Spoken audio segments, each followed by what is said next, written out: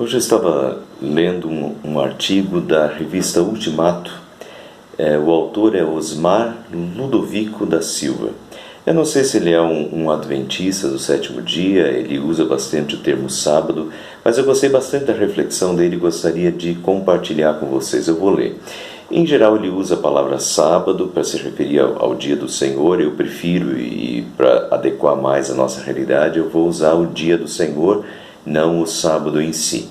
Mas eu acho que vale a pena a reflexão dele. Ele diz: durante 6 dias da semana vivemos sob a tirania do desempenho, metas, resultados.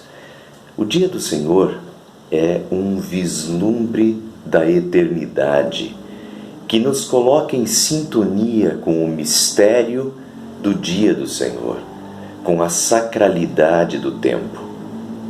Vivemos agitados, atarefados, apressados, com a agenda cheia e sem tempo para descanso, cuidado de si, convívio com a família e com os amigos. Vivemos um tempo medido por minutos, horas, e a datação do período histórico em que vivemos, eu tenho 40 e poucos anos, é o tempo de vida de cada um de nós, do choro do bebê até o último suspiro. É o tempo cronológico. E cronologia vem de Cronos, um deus da mitologia grega. É interessante ver como, de onde vem essa palavra e esse deus. Cronos. O deus Cronos, temeroso de perder o seu poder, ele lutou e castrou o seu pai, aprisionou os seus irmãos e devorou seus filhos logo depois de nascerem. Eu vejo essa luta: castra o pai, aprisiona os irmãos, devora os seus filhos. Uma luta. Esse Deus do tempo é um Deus que luta, e uma luta atroz e cruel. Vale a pena pensar se não continua desse jeito, diferente um pouco, mas essa luta pelo tempo, E Cronos representa o tempo que falta para a morte, um tempo que passa sem que possamos controlá-lo. É um tempo que coloca um limite, que tem um fim, contrastando com a eternidade. Ele é finito, passageiro, provisório. Nilo Bonder diz: para não sentir a angústia da nossa finitude, ocupamos todo o nosso tempo com muitas tarefas e compromissos. Quando temos tempo, não sabemos o que fazer, nos perdemos em futilidades, confundindo descanso com distração ou diversão daquilo que obsessivamente nos preocupa. Gera atitudes compulsivas, às vezes. Eu tenho que me divertir porque agora é o tempo. E nos forçamos. O dia de não trabalhar não é dia de se distrair, literalmente, de ficar desatento. É um dia de atenção, de ser atencioso consigo mesmo, com a sua vida, diz Newton Bonder. Sem tempo devocional e de qualidade com Deus, nós adoecemos espiritualmente e nos tornamos preocupados, ansiosos, irritados, impacientes e moralmente preguiçosos. Negligenciamos nossos relacionamentos, o que acaba resultando em tensões e conflitos crônicos. Sem tempo para cuidar de nós, nos tornamos sedentários, hipertensos, obesos e insones.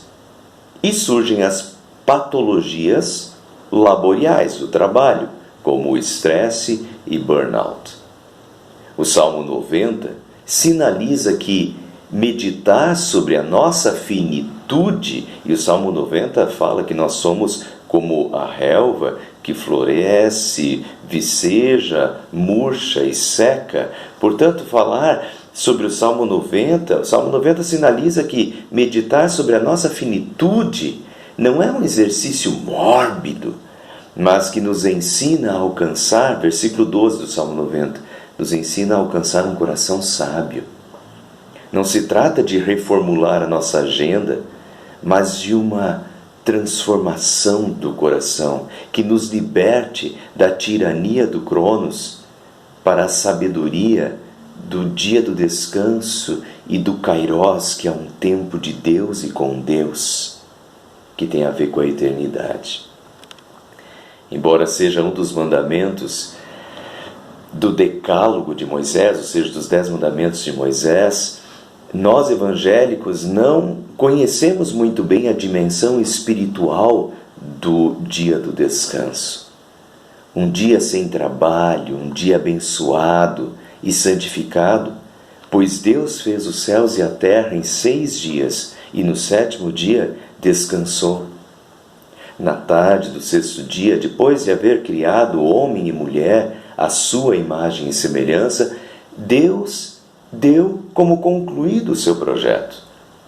Ele poderia ter continuado criando, mas ele considera que está bem assim.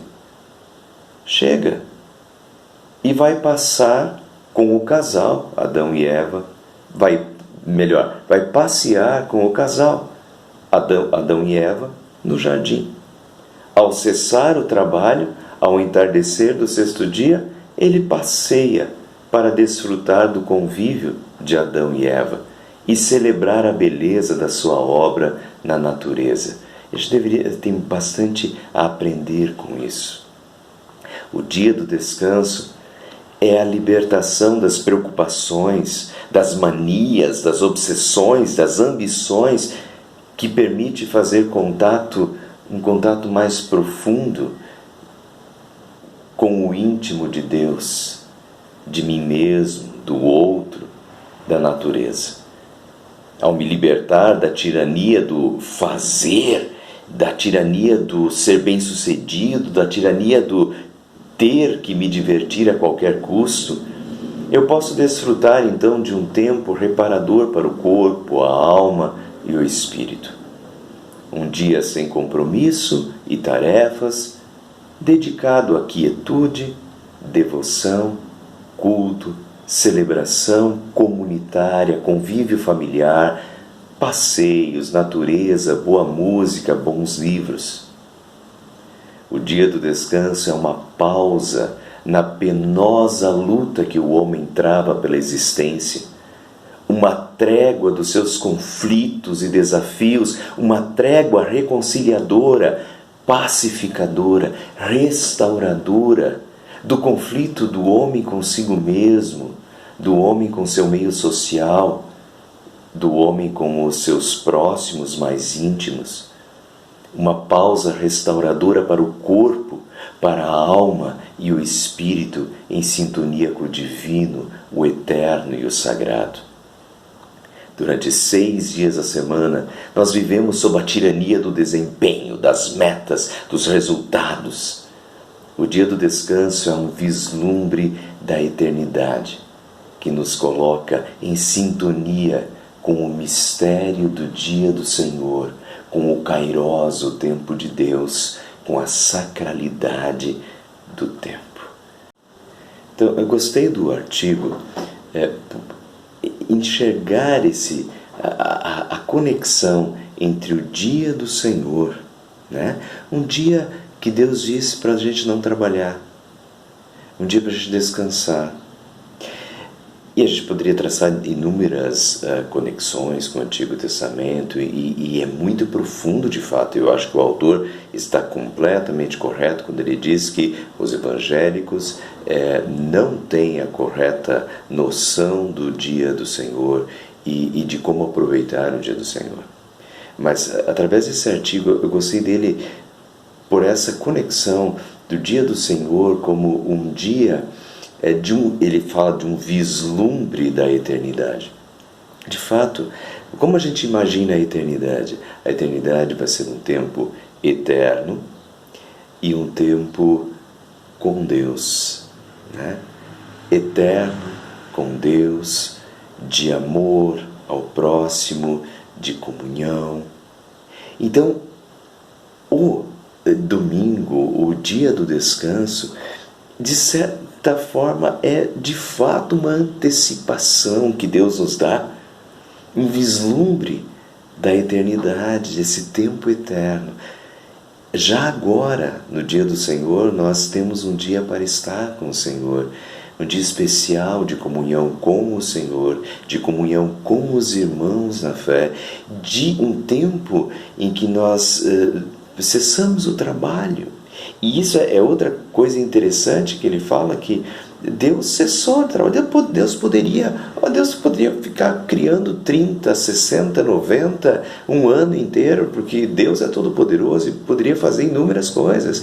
Mas Deus criou em 6 dias e chega, né?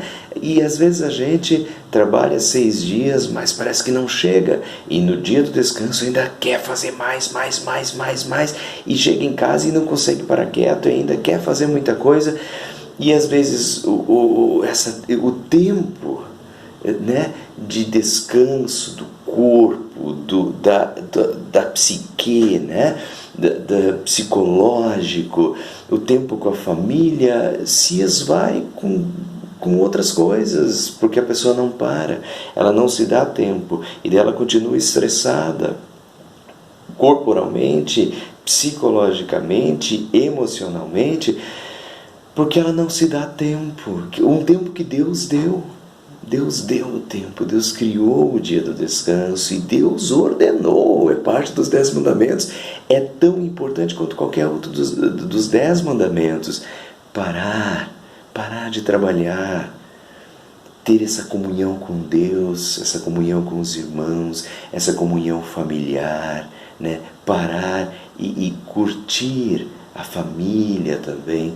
Enfim, eu acho que, de fato, esse artigo aí tem muito a nos ensinar, muito a nos fazer refletir sobre o dia do descanso como um vislumbre da glória eterna, um vislumbre do Kairós, do tempo de Deus que já é presente. Nós já podemos ter isso, e basta que desfrutemos isso que Deus já nos proporcionou, que é o dia do descanso.